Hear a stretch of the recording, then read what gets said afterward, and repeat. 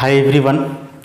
आज जो है हम लोग क्लास 12 का एक नया यूनिट फिजिकल केमिस्ट्री का केमिकल काइनेटिक्स स्टार्ट करेंगे। Competitive examination point of view से जो है काफ़ी इम्पॉर्टेंट चैप्टर हो जाता है केमिकल काइनेटिक्स। 3 चैप्टर जो हैं फिजिकल के, सॉलिड स्टेट, इलेक्ट्रोकेमिस्ट्री और केमिकल काइनेटिक्स, ये तीनों चैप्टर्स बहुत ज़्यादा इम्पॉर्टेंट हैं। उसके बाद सॉल्यूशन और सरफेस केमिस्ट्री लास्ट। तो केमिकल काइनेटिक्स को हम लोग डील करते हैं। इसमें से जो 2 वर्ड है ना केमिकल, तो केमिकल का मतलब हम लोगों को समझना है केमिकल रिएक्शंस, और ये काइनेटिक्स जो है ना काइनेसिस वर्ड से आया है जिसका मतलब होता है मूवमेंट।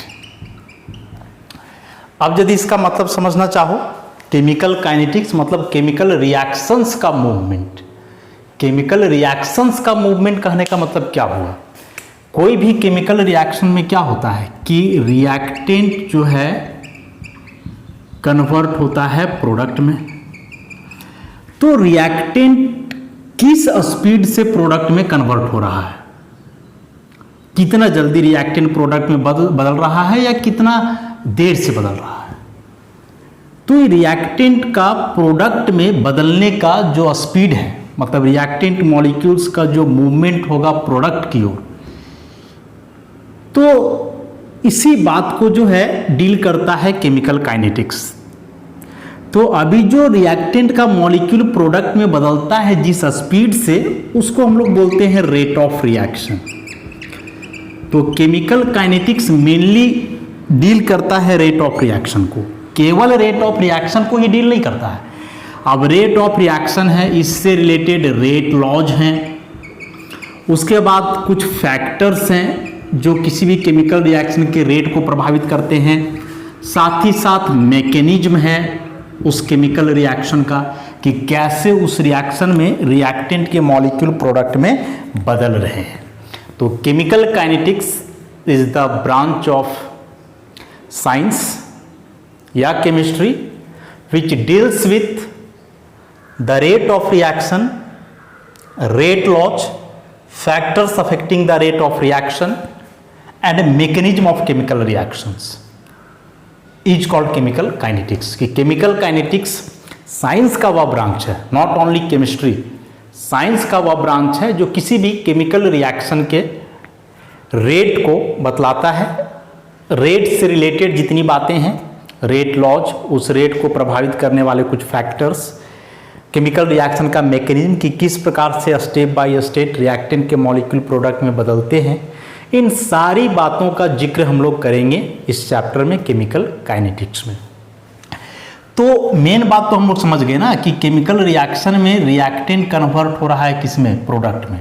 अब रिएक्टेंट जिस स्पीड से प्रोडक्ट में कन्वर्ट होता है वो कहलाता है रेट ऑफ रिएक्शन। अभी जो रेट ऑफ रिएक्शन है ना, इसको हम लोग 2 प्रकार से एक्सप्लेन करते हैं, एक क्वालिटेटिवली और दूसरा क्वांटिटेटिवली। तो ये 2 प्रकार से केमिकल रिएक्शन के रेट को एक्सप्रेस किया जाता है, क्वालिटेटिवली और क्वांटिटेटिवली, माने एक क्वालिटी के आधार पे, दूसरा क्वांटिटी के आधार पे। तो क्वालिटेटिवली यदि एक्सप्लेन करोगे किसी भी केमिकल रिएक्शन के रेट को, तो उसमें से जनरली 3 होता है।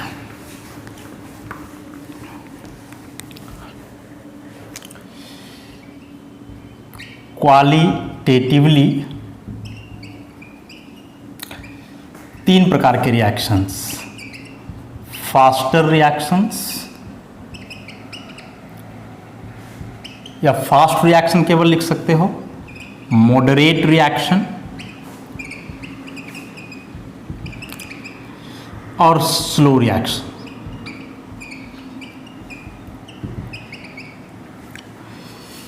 तो fast reactions, moderate reaction, slow reaction. Fast reaction में आते हैं जितने भी आयनिक रिएक्शंस हैं।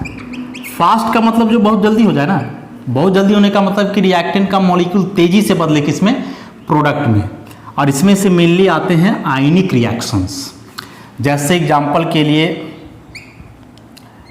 सोडियम क्लोराइड का सॉल्यूशन है, एक्वस सॉल्यूशन, इसमें सिल्वर नाइट्रेट का एक्वस सॉल्यूशन मिला है, तो मिलाने के बाद रिएक्शन होगा और ये बनेगा सोडियम नाइट्रेट एक्वस जो कि सॉल्युबल होता है, और AgCl सॉलिड जो कि प्रिसिपिटेट हो जाएगा 5PPT।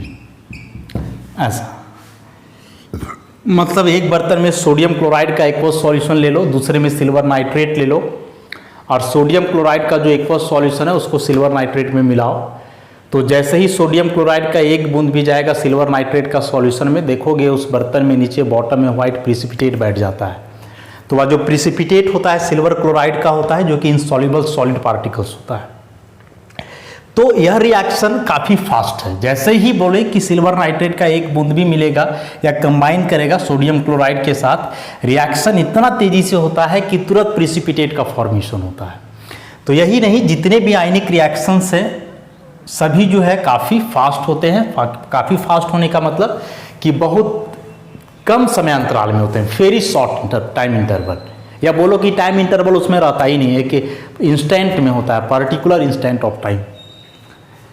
मॉडरेट रिएक्शन, तो मॉडरेट रिएक्शन में मेनली आते हैं मॉलिक्यूलर रिएक्शंस। मॉलिक्यूलर रिएक्शंस मतलब कौन से रिएक्शंस, तो याद रखोगे ऑर्गेनिक रिएक्शंस। ऑर्गेनिक रिएक्शंस, बहुत सारे ऑर्गेनिक रिएक्शंस, बहुत सारे मतलब मैक्सिमम ऑर्गेनिक रिएक्शंस मॉडरेट ही होते हैं, मतलब उनको होने में एक निश्चित टाइम इंटरवल लगता है, 2 घंटे 3 घंटे 2 दिन 3 दिन ऐसे करके। जैसे मान लो एक रिएक्शन हम लोग ऑर्गेनिक में पढ़े हैं कि यदि आप कार्बोक्सिलिक एसिड का कॉम्बिनेशन करते हो अल्कोहल से, ये अल्कोहल है, कार्बोक्सिलिक एसिड है, इसमें होता है कोई एसिड कैटलिस्ट H+, कंबाइन करेगा, फॉर्मेशन होता है एस्टर का, प्लस वाटर बाहर निकलता है, रिवर्सिबल रिएक्शन है। अब यह जो रिएक्शन है तभी होगा एप्रिसिएबल टाइम इंटरवल में जब यहाँ कोई एसिड कैटलिस्ट लोगे। अब ऐसा नहीं है कि जैसा फास्ट आयनिक रिएक्शन हो रहा था उसी प्रकार से ही होता नहीं, मिलाओगे तो कुछ समय लगेगा, 2 मिनट 4 मिनट, एक मेजरेबल टाइम इंटरवल होगा जिसको हम मेजर कर सकते हैं। लेकिन आयनिक रिएक्शन में ऐसा कोई बात होता नहीं है। तो जब कोई रिएक्शन एक मेजरेबल टाइम इंटरवल में हो तो मॉडरेट, और एकदम एनी इंस्टेंट कोई टाइम इंटरवल नहीं हो, स्टार्ट किए तुरंत रिएक्शन हो गया, तो फास्ट रिएक्शन।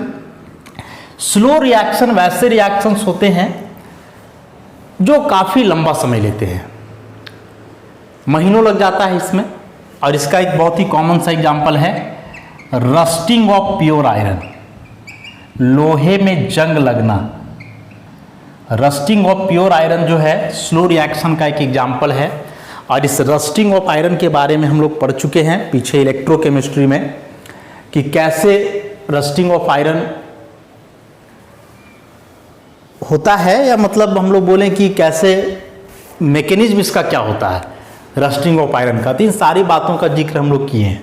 तो ये सभी जो रिएक्शन है, slow reaction, moderate reaction, fast reaction, एक क्वालिटेटिवली है, मतलब इसमें से हम लोग एक अंदाज़ा लगा रहे हैं कि बहुत जल्दी हो गया तो फास्ट, एक मेजरेबल टाइम इंटरवल लगा तो मॉडरेट, और बहुत ज़्यादा समय लग गया महीनों तो स्लो रिएक्शन। जैसे इसको हम बोल रहे हैं कि फास्ट, बहुत जल्दी, तो बहुत जल्दी मतलब कितना, बहुत जल्दी मतलब ये बोलना होगा ना 1 सेकेंड 2 सेकेंड 0.1 सेकेंड, कुछ तो बताना होगा, एक नेट क्वांटिटी देना होगा जो हम लोग नहीं बता पा रहे हैं इसमें। जैसे मान लो कि 2 स्टूडेंट है, राम और श्याम, हम बोल दिए कि राम जो है श्याम से तेज है, तो ये बात जो बोले ये क्वालिटेटिवली हुआ, क्वालिटी बता रहा है कि राम श्याम से तेज है, लेकिन कितना तेज है, कितना अधिक नंबर उसका है। तेज है इन सेंस कि पढ़ने में उसका, सपोज लो कि पढ़ने में ज़्यादा तेज है, पढ़ाई में उसका ज़्यादा मार्क्स आता है, तो तेज बोलने से इतना मतलब हुआ कि राम का श्याम से मार्क्स अधिक आता है एग्जामिनेशन में, ये क्वालिटेटिवली हुआ। लेकिन कितना अधिक आता है, तो यदि इसको हम बोलें कि राम का श्याम के तुलना में 20 मार्क्स अधिक है, तो अब हम क्वांटिटी के आधार पर इसको बता रहे हैं, तो ये हुआ क्वांटिटेटिवली। तो ये क्वालिटी और क्वांटिटी के आधार पे जो एक्सप्लेनेशन होता है, इसमें से क्वालिटेटिवली एक रफ आइडिया होता है। मेन जो है एग्जैक्ट बात हम लोग को पता चलता है जब किसी भी चीज़ का एक्सप्लेनेशन क्वांटिटेटिवली किया जाता है तब। तो हम लोग अब क्वांटिटेटिवली की तरफ जो है बढ़ेंगे।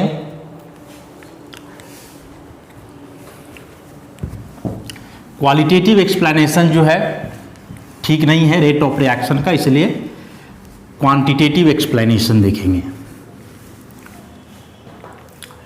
तो इसमें से अब अगला हेडिंग हम लोग का आता है रेट ऑफ रिएक्शन।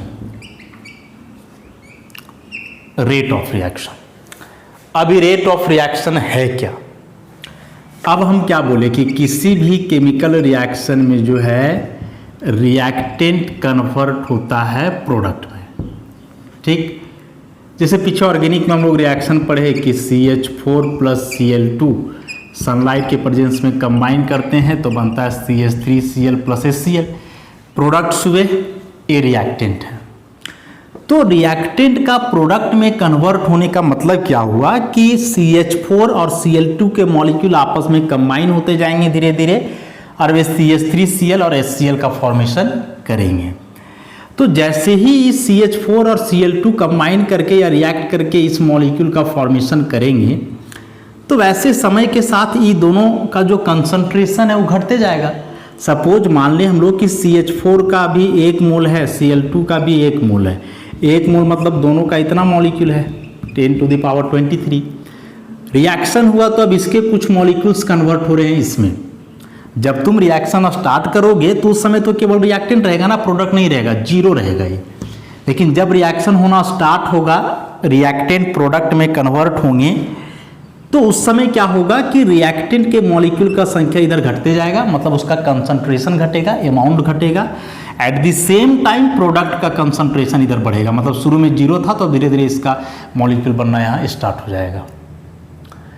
तो जब कभी भी कोई केमिकल रिएक्शन होता है तो रिएक्टेंट प्रोडक्ट में बदलता है। रिएक्टेंट का कंसंट्रेशन समय के साथ घटता है जबकि प्रोडक्ट का कंसंट्रेशन समय के साथ बढ़ता है। कंसंट्रेशन मतलब अभी उसका रफली अमाउंट समझोगे। तो with the progress of a chemical reaction the concentration of reactant decreases and at the same time the concentration of product increases with equal ease. मतलब जितना रिएक्टेंट का कंसंट्रेशन घटेगा उतना ही प्रोडक्ट का कंसंट्रेशन बढ़ेगा। मतलब 2 मॉलिक्यूल यदि यहाँ से डिसअपियर हो रहा है तो 2 ही मॉलिक्यूल्स यहाँ अपीयर होंगे, क्योंकि यही कंबाइन करके ही बना रहा है। तो जिस हिसाब से रिएक्टेंट का कंसंट्रेशन घटता है उसी हिसाब से प्रोडक्ट का कंसंट्रेशन क्या होगा, बढ़ेगा। तो इसको यदि हम दिखाना चाहे ग्राफिकली तो ऐसे दिखा सकते हैं। यहाँ ले लो प्रोग्रेस ऑफ रिएक्शन, या इसको टाइम भी बोल सकते हैं हम लोग, दोनों में से कोई भी ले सकते हैं इस एक्सिस पे। और इधर ले लो कंसंट्रेशन मतलब अमाउंट। तो 2 प्रकार के ग्राफ बन सकते हैं। एक ऐसा ग्राफ जाएगा और एक ही ऐसा ग्राफ जाएगा। ऐसे 2 ग्राफ इसमें आएंगे। तो देखो यहाँ जो है अभी टाइम है 0। टाइम 0 मतलब रिएक्शन प्रोग्रेस होना भी शुरू नहीं हुआ है। तो 0 टाइम पे ई ग्राफ यहाँ मिल रहा है, इसका मतलब कि कंसंट्रेशन 0 है। तो 0 टाइम पे कंसंट्रेशन 0 किसका रहेगा, ऑब्वियसली प्रोडक्ट का रहेगा। और इस केस में मैक्सिमम कंसंट्रेशन है यहाँ, तो मैक्सिमम कंसंट्रेशन किसका होगा, रिएक्टेंट का होगा। मतलब टाइम 0 है, रिएक्शन स्टार्ट नहीं हुआ है, तो रिएक्टेंट का कंसंट्रेशन मैक्सिमम, प्रोडक्ट का कंसंट्रेशन 0। लेकिन जैसे ही रिएक्शन स्टार्ट होगा, प्रोग्रेस करेगा, टाइम धीरे धीरे आगे बढ़ेगा, तो वैसे वैसे क्या होगा कि रिएक्टेंट का कंसंट्रेशन घटते जाएगा। मतलब ये ग्राफ नीचे की ओर आ रहा है। And at the same time product का कंसंट्रेशन बढ़ते जाएगा, ये ग्राफ ऊपर की ओर शिफ्ट हो रहा है। तो यही बतला रहा है कि समय बीतने के साथ जैसे रिएक्शन प्रोग्रेस करता है, आगे बढ़ता है, तो रिएक्टेंट का कंसंट्रेशन घटता है और प्रोडक्ट का कंसंट्रेशन धीरे धीरे बढ़ता है। इस रिएक्टेंट के कंसंट्रेशन को जनरली हम लोग 0 नहीं करते हैं, क्योंकि ऐसा एज्यूम्ड है कि most of the chemical reactions कभी भी 100% कंप्लीट नहीं होते हैं। 100% प्रोडक्ट तुम चाहोगे हम प्राप्त करें तो रेयर है। 100% रिएक्टेंट के मॉलिक्यूल्स प्रोडक्ट में बदल जाते हैं, लेकिन वे प्रोडक्ट मॉलिक्यूल्स आपस में फिर से रीअरेंज कर जाएंगे, वापस कोलाइड कर जाएंगे और फिर रिएक्टेंट का फॉर्मेशन कर ही देते हैं। इसलिए most of the chemical reactions 100% complete नहीं होते हैं, इसलिए कंसंट्रेशन को जीरो यहाँ नहीं करना है। मतलब रिएक्टेंट का कंसंट्रेशन एकदम जीरो हो ऐसा रेयरली ही होता है। तो इस बात को ध्यान रखोगे। ई ग्राफ हो गया। तो अब यहाँ से हम लोग जो है ना रेट ऑफ रिएक्शन का डेफिनेशन दे सकते हैं कि the change in concentration of reactant और product with time is called rate of reaction. या विथ टाइम को यदि हम लोग पर यूनिट टाइम बोल दें कि प्रति इकाई समय में, मतलब 1 सेकेंड में, 1 मिनट में, 1 घंटे में कितना रिएक्टेंट या प्रोडक्ट का कंसंट्रेशन चेंज किया, इसी को रेट ऑफ रिएक्शन बोलेंगे। तो रेट ऑफ रिएक्शन का मतलब हुआ कि पर यूनिट टाइम रिएक्टेंट या प्रोडक्ट का कंसंट्रेशन कितना चेंज करता है। अभी चेंज करता है इसका मतलब दो बात, कि या तो कंसंट्रेशन घटेगा या फिर कंसंट्रेशन बढ़ेगा। तो हम क्या बोले कि समय के साथ रिएक्टेंट का कंसंट्रेशन घटता है, लेकिन प्रोडक्ट का कंसंट्रेशन क्या होगा, बढ़ेगा। तो इसको ऐसे भी बोल सकते हैं कि the decrease in the concentration of reactant per unit time is called rate of reaction, और the increase in the concentration of product per unit time is called rate of reaction. कि समय के साथ रिएक्टेंट का concentration कितना घटता है या प्रोडक्ट का कंसंट्रेशन कितना बढ़ता है। या एक साथ बोलोगे तो डायरेक्ट बोल दो कि रिएक्टेंट या प्रोडक्ट का कंसंट्रेशन कितना चेंज करता है पर यूनिट टाइम में, तो उसी को हम लोग बोलते हैं रेट ऑफ रिएक्शन। तो रेट ऑफ रिएक्शन को जब यहाँ से हम लोग अब लिखना चाहें फॉर्मूला के आधार पे, तो ऐसे लिख सकते हैं, रेट ऑफ रिएक्शन बराबर चेंज इन कंसंट्रेशन ऑफ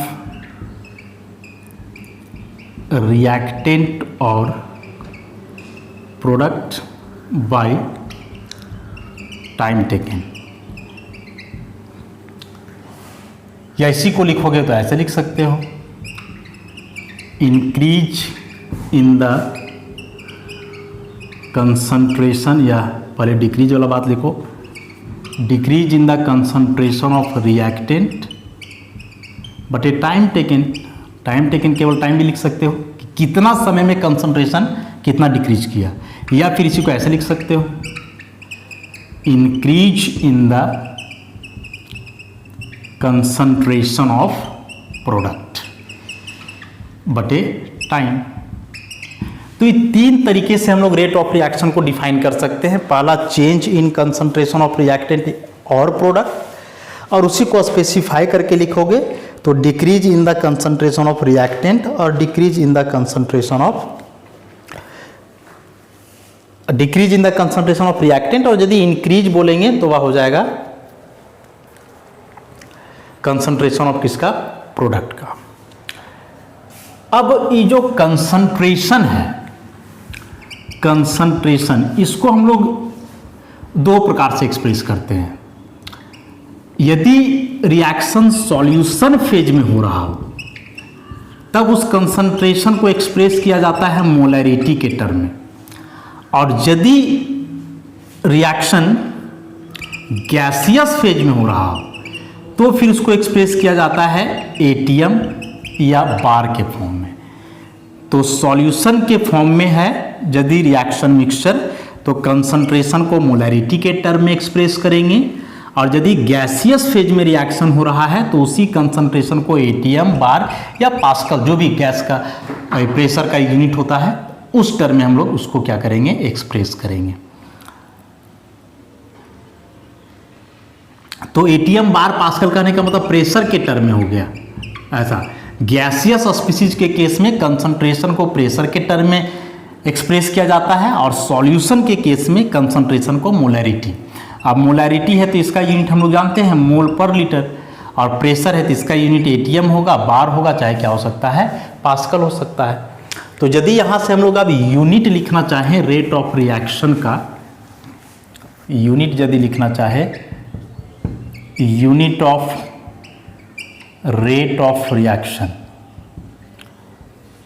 क्या है, change in concentration of reactant और प्रोडक्ट। तो यदि रिएक्शन सॉल्यूशन फेज में, चूंकि most of the chemical reaction solution phase में ही होते हैं, तो इस कंसंट्रेशन को हम लोग मोलर कंसंट्रेशन लिखेंगे, मोलैरिटी, और उस केस में उसका यूनिट हो जाएगा मोल पर लीटर। और नीचे टाइम है तो टाइम को टाइम में ही रहने दो, या टाइम सेकेंड में हो सकता है, मिनट में हो सकता है, आवर में हो सकता है, डे में हो सकता है, जैसा रिएक्शन हो तो टाइम को टाइम ही रहने दो। तो यूनिट क्या हो जाएगा, मोल पर लीटर पर टाइम। लेकिन चूंकि रिएक्टेंट का कंसंट्रेशन जो है ना वह पर सेकेंड चेंज करता है, और ऐसा नहीं है कि पर सेकेंड जो चेंज करेगा कंसंट्रेशन वह इक्वल ईज से चेंज करेगा। मतलब मान लो कि शुरू किए तो शुरू का 1 सेकेंड में चेंज किया उसका कंसंट्रेशन 5, तो अगला 1 सेकेंड में भी उतना ही करे ऐसा जरूरी नहीं है, वो घटते जाता है धीरे धीरे।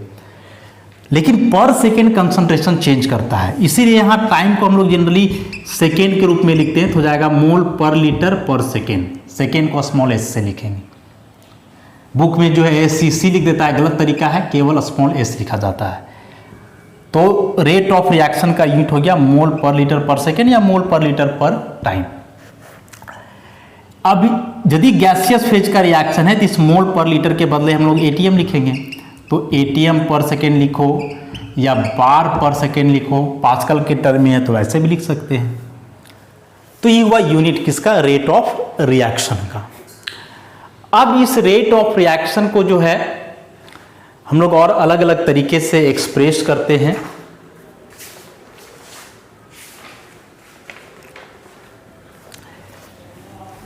रेट ऑफ रिएक्शन जो है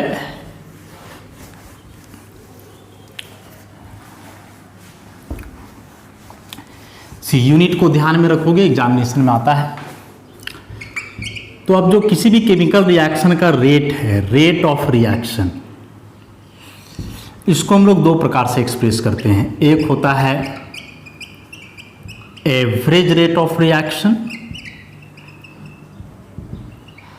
और दूसरा कहलाता है इंस्टैंटेनियस रेट ऑफ रिएक्शन।